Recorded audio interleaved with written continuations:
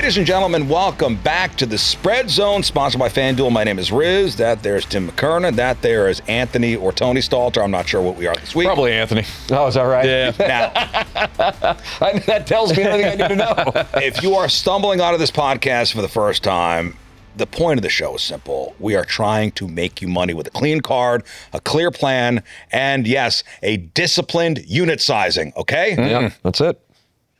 So we're going to discuss three things today. Yep. The three most important sporting events happening this week. Number one is the Arnold Palmer Invitational over at Bay Hill. Number two is the Missouri Valley Conference Tournament. First conference, boys. Yep. Welcome to conference season. Yep. And then we'll talk World Baseball Classic. So three things for you today on this week's Spread Zone. So we'll start with the Arnold Palmer Invitational. All right, so this is a PGA Tour signature event. Yeah. It's at Bay Hill Club and Lodge. The top 10 in the official world golf rankings are all on the board. The odds board is loaded. So let's start with you, Tim. What are you looking for at the Arnold Palmer Invitational? Well, it's important to have some real distance off the tee, Riz, Anthony. But also at this course, you can be penalized should you hit a bomb, but then also venture off the fairway. So you have to have strokes gained off the tee. It's also one of the more difficult golf courses that the players will face. It's always a challenge, and so I have made my plays combining either one of or both of those along with recent form. But distance and strokes gained off the tee, critical at the Arnold Palmer Invitational at Bay Hill. Well, Anthony, you want to talk about some storylines here. So Scotty Scheffler's chasing another win. He's a multi-time, Bay Hill winner. McElroy's in the mix. Defending champ Russell Henley's back.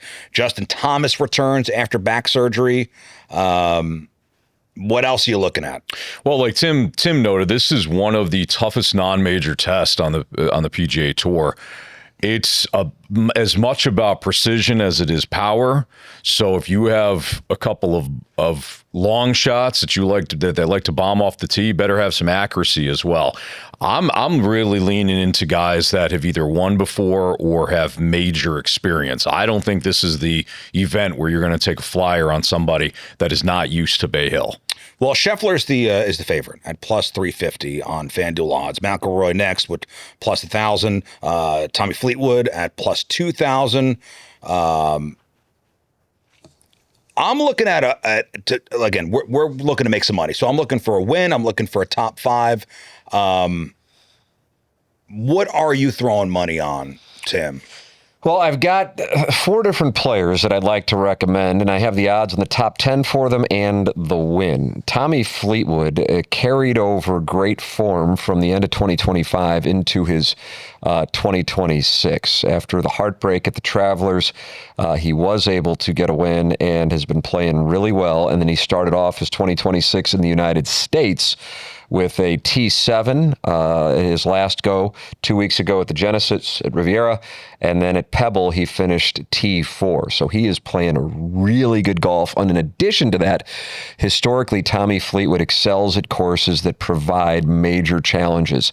So yes, anybody who's talking about betting on golf would be remiss if they didn't talk about Scotty Scheffler. He doesn't have the flair of Tiger Woods, but he has the shot dispersion with his irons and the short game that makes him a force week in and week out. He's won there. He could absolutely do it again. And plus 350, honestly, I think is a pretty good price for a guy as good as Scheffler, who would probably have 2 or 3 wins already this year if he wouldn't have played poorly in the first rounds at some of his tournaments. With that established, to get Tommy Fleetwood at plus 2,000 to win in his form at a course like this, I like the play that I would recommend on Fleetwood, plus money on a top 10. These signature events only have 72 players. 50 make the cut. So you have a very good chance of making the cut. What is he on in top 10? The top 10 is plus 175 for Fleetwood. So would to get plus money. Would you not consider a top 5 at plus 360? I like that. I like the latitude. Prediction is him to win. BetMGM's conservative top 5 pick is also Fleetwood. They liked him over Rory in that market. So for me, a top 5 at plus 360 is my play. Sure. Hey, and you're getting double the amount on the plus 175. I like the latitude that a top 10 gives me on Fleetwood, because the truth is, if you say you got to pick somebody, I'm picking Scottie Scheffler. Mm-hmm. And he's in another world, and the fact that he has played as well as he has in the second, third, and fourth rounds of the tournaments when he comes out and for whatever reason has played poorly in the first rounds this year illustrates how he hasn't lost it. But if you're not paying close attention, you go, oh, maybe something's up with Scheffler. He's just had bad first rounds. He's so good. He's so dominant. He's won there. And so if he's occupying one of the top 5, then there's only room for 4 others. And that is why I would pause on that, because I feel like Scheffler inevitably is going to occupy one of those spots. Anthony, what are you thinking? I like Rory to win. Last week, he looked to be in serious contention at the Riviera. He went 11 under through the first 2 rounds of the tournament. Then he lost some momentum in the third round and finished 4 under 67 for the final round. So for me, if you look at McIlroy, he's got an outstanding track record at Bay Hill with more than 8 top 15 finishes in his last 10 starts at the event. Previous win was in 2018. We talked about it at the start, right? Ball striking approach, precision, all that key skills for Bay Hill. So that fits for him. And I think at plus 1,000 at our partners at FanDuel, I think he still offers plenty of value that you're not getting when you take Scottie Scheffler. So I like Rory to win outright. You know, there's a name that I keep seeing as far as when I'm researching this tournament. It's Siwoo Kim. Siwoo's played well this year. CBS's sports model specifically calls for him to make a strong run despite being a long shot. And he's sitting right in that, plus 3,300 range on FanDuel. So this is the kind of like outright I'll actually pay for. It's big enough to matter. So I think to win, I'm going to put my money on Siwoo Kim. Tommy Fleetwood at plus 360 for a top 5. The don't get cute stabilizer for me will be Scottie Scheffler top 5 at minus 125. And my fade note, no bet, Xander Schauffele outright. Do not touch. Siwoo Kim, for the record, in all of his tournaments from the start of the season through February 8th, T11, T6, T2, T3. Can't imagine a better start to a season for anybody than Siwoo. He's kind of fallen off in his last 2 tournaments, T45 and T34 at Pebble Beach and the Genesis, respectively. If there is a player that has played better than anybody, though, this year, I don't know if you could name anyone other than Jacob Bridgman. He won at Riviera. He is playing incredibly good golf, and he is absolutely not a household name. He won at Riviera 2 weeks ago, T8 at the AT&T Pebble Beach. On the 15th, T18 at the Waste Management in Scottsdale, T13 at the Amex in Palm Springs, and T4 to open up the season at the Sony.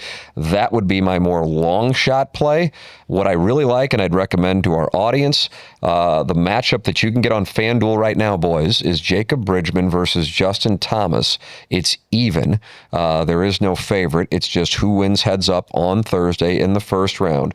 Bridgman, I just gave you his form, and Thomas has not played since he underwent surgery for a herniated disc in November. So this is his first round out on tour. Bridgman, meanwhile, is playing incredible golf, and if he had a name that was more recognizable, I think he would be a heavy, heavy favorite. Meanwhile, they're both minus 112. I love Bridgman there. Bridgman at top 10s plus 450. Bridgman to win is plus 5,500. And then one final long shot I would give people is Keith Mitchell, coming off a T6 at the Cognizant. He's plus 8,000, plus 600 to T10. This is, of course, Anthony, we were talking about the driving distance. Keith Mitchell historically in the top 15 in driving distance. If he's finding fairways, he could be a force that you could get ridiculous value on. So there are my plays for the Arnold Palmer. Anthony, anything else on the Arnold Palmer? Yeah, I like Tommy Fleetwood Mac as well. I think, Tim, you were mentioning him, and I believe Riz, you threw out there for me. Well. I like him in top 5 as well. So the other thing I'm going to do with, I think if things unfold like I think they will, I think Tommy Fleetwood will have some value going into Sunday. With the way he finished at the Riviera, a couple of weeks ago, it was his best round was his final one. And I wonder if he starts to get stronger as the weekend unfolds. So, Tim, you mentioned the matchups. I love playing matchups, and you could do so each round. Mm-hmm. I'm going to look at Tommy Fleetwood, some of his odds on Sunday to beat whoever he's matched up against on FanDuel. But I do like, my official play would be Tommy Fleetwood plus 360 in the top 5. And then if you want a long shot, I still think Justin Thomas has got some. He has the ability coming off the back injury. I think that he could be a nice roll of the dice in the top 10. What's that paying you? You would get on Justin Thomas in the top 10. I just saw this. It is, hang tight, everybody. Oh, we're hanging. How you doing, Tim? Plus 500. Doing wonderful.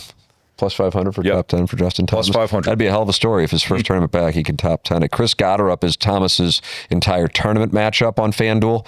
Gotterup has won twice this year. He won at the Sony and he won at the Waste Management. He's coming off a miscut at the Genesis. That's the only reason why I could see that being there. Although he is minus 137, that would be another play. I'm shorting the Thomas market, but it's not as much about Thomas so much as it about coming back off the injury and the surgery, and then also the two players he's matched up with. Bridgman and Gotterup have been the two names that have been the best players so far that aren't the big-time players, and that's who Thomas's matchups are. Gotterup for the entire week, and Bridgman for the opening round. I really like those plays with Thomas just trying to ease back in after having surgery. All right, let's leave that here. We'll take a break. We'll come back, and we're going to talk Missouri Valley Conference Tournament. It's the Spread Zone, sponsored by FanDuel. All right, this episode of the Spread Zone sponsored by FanDuel. If you are building a card, make sure you're line shopping inside the app because odds move fast, especially on outrights and placement markets. Please bet responsibly, set limits, don't chase, and treat futures like what they are, long-term volatility. And let's make some money, guys. All right, we're talking Missouri Valley Conference Tournament now here on the Spread Zone, otherwise known as Arch Madness. So it's going down. We're recording this on a Wednesday, so tomorrow is the opening. Is the opening of the tournament. Historically, this is a lower scoring tournament, and big underdogs don't often win outright. This is the first of the tournaments in the NCAA. Yep. Well, of the fairly big ones, right? Like there's some conferences tipping off already, but this is kind of the opening of the bigger conferences. Its championship game is on CBS. There you go. I don't think they're putting some of these other ones on CBS. So on Sunday morning at 11 o'clock Central, you'll be able to see the championship game of the Missouri Valley. So we've got Belmont as the favorite. Prohibitive favorite there is. Yeah, Missouri Valley Conference Tournament. Belmont at plus 165. Northern Iowa at plus 430. Illinois State at plus 500. Bradley at plus 750, Murray State at plus 850, UIC at plus 1,000, and Southern Illinois at plus 1,600. So, Anthony, what are you looking at here in the Mo Valley Conference Tournament? Arch Madness? I highly recommend, because now you're going, of course, from everybody's home courts to neutral court. And while some of these players certainly played in previous Arch Madness tournaments, you're still on unfamiliar in familiar territory. So I like the unders in the first half, especially some of these opening games.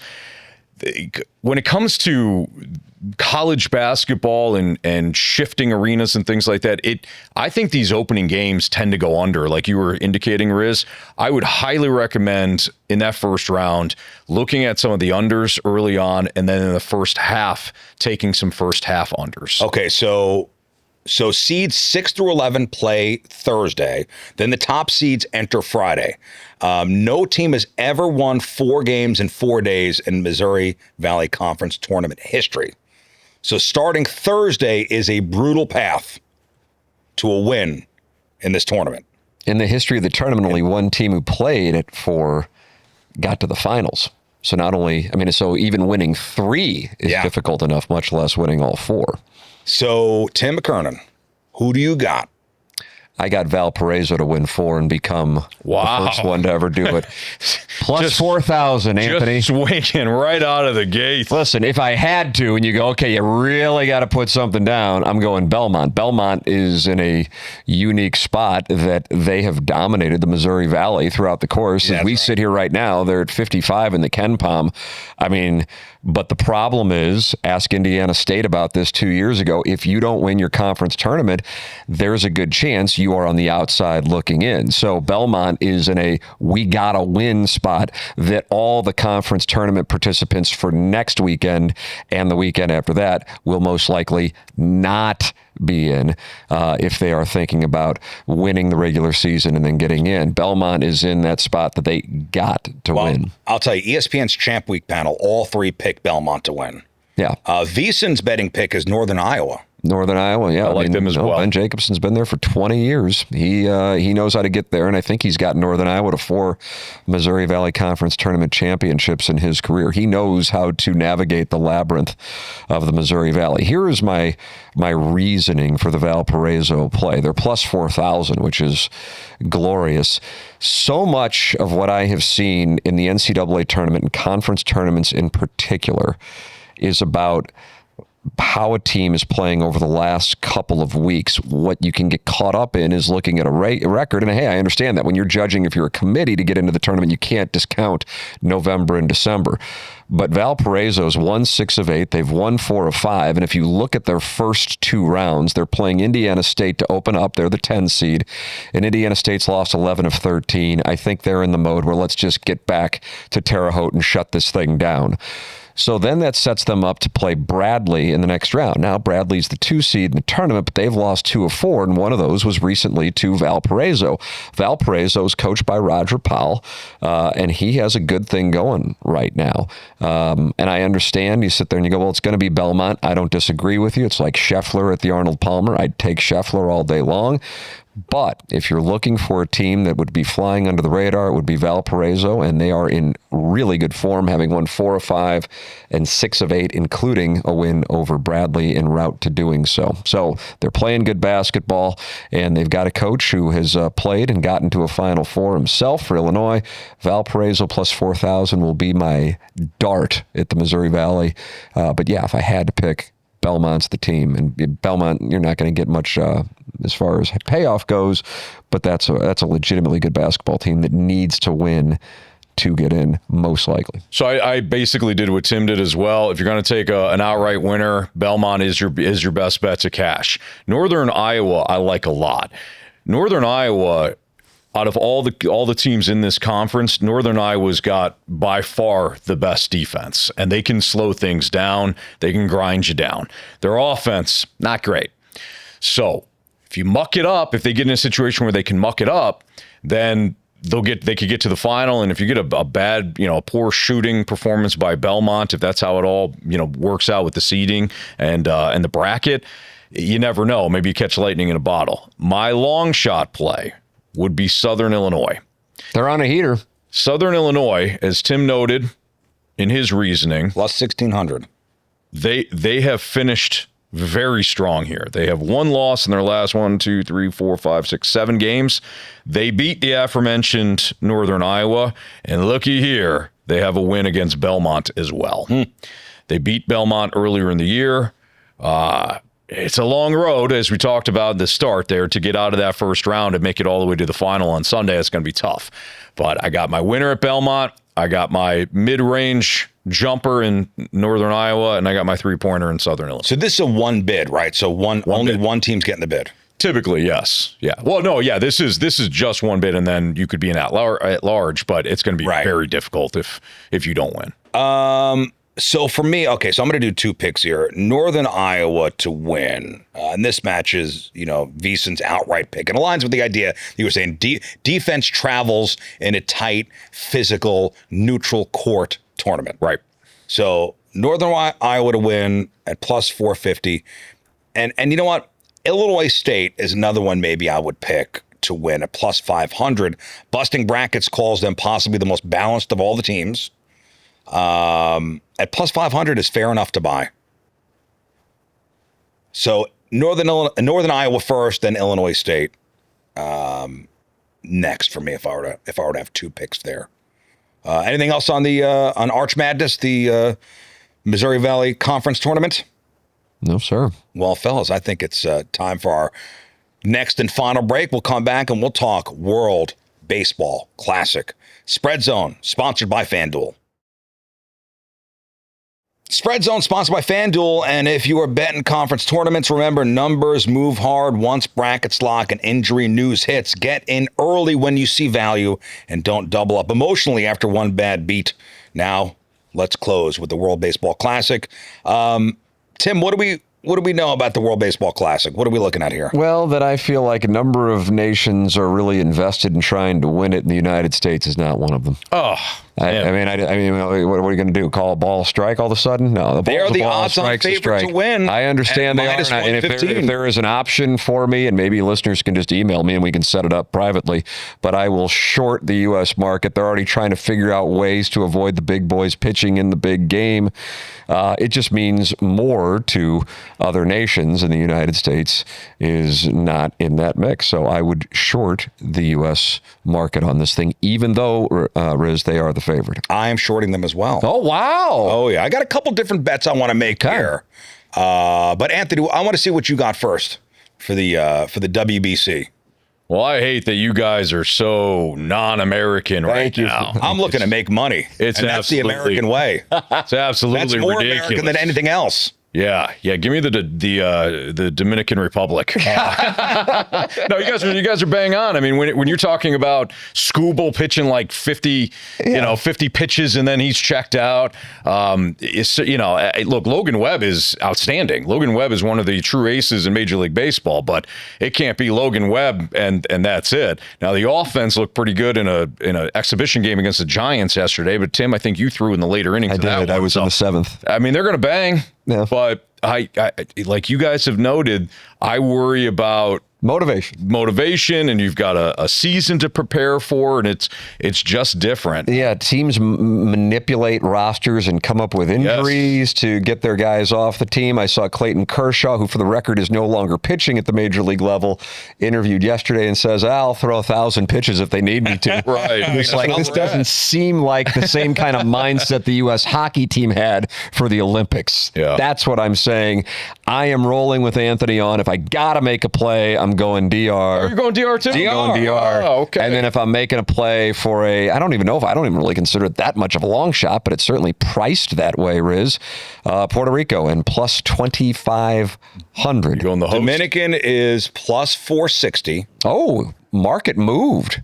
Wow. That was the number I saw yesterday. I don't know if that moved today, but I saw DR plus 460, USA minus 115, Japan at plus 380. All right, here are a couple of the picks I'm going to make. So first off, Pool B, top two exact finish, USA, Mexico at minus 120. This is the don't overthink a ticket in a pool where USA is minus 650 to win. And Mexico is clearly priced as the number two. So the exact finish, USA, Mexico minus 120. Pool C, top two exact finish, Japan, Korea plus 190. Japan is minus 450 to win Pool C. Korea is priced as the most likely number two option to advance. To advance is plus 110. Pool A, Canada to advance at plus 105.